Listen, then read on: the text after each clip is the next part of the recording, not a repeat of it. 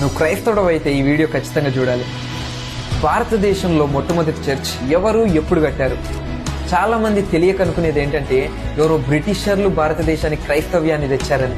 కానీ నిజానికి సుమారు 2000 సంవత్సరాల క్రితమే క్రీస్తు శకము 52వ సంవత్సరంలో యేసు క్రీస్తు 12 మంది శిష్యుల్లో ఒకడైన తోమా ఓడ మార్గమున కేరళలోని కొడంగులూరు అనే ప్రాంతానికి వచ్చాడు.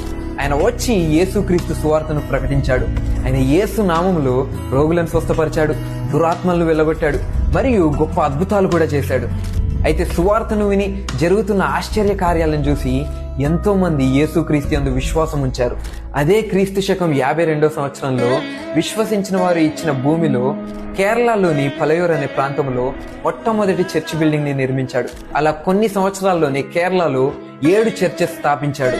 తరువాత తమిళనాడులో చర్చ్ కడుతూ ఉండగా మైలాపూర్లో ప్రస్తుతం సెయింట్ థామస్ మౌంట్ అని పిలువబడే ప్రదేశంలో ప్రార్థన చేస్తూ ఉండగా బల్లాలతో పొడవబడి క్రీస్తు కొరకు హతసాక్షిగా మారాడు. భారతదేశానికి సువార్త 200 సంవత్సరాల క్రితము బ్రిటిషర్ల పరిపాలన వలన రాలేదు, కానీ 2000 సంవత్సరాల క్రితము ప్రేమ ప్రాణ త్యాగం వల్ల వచ్చింది.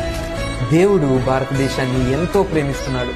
అందరం కూడా జీసస్ లవ్స్ ఇండియా అని కమెంట్ చేసి ప్రతి ఇండియన్ బ్రదర్స్ అండ్ సిస్టర్స్ కి ఈ విషయాలు తెలిసేలా ఈ వీడియోని షేర్ చేద్దాం. God bless you.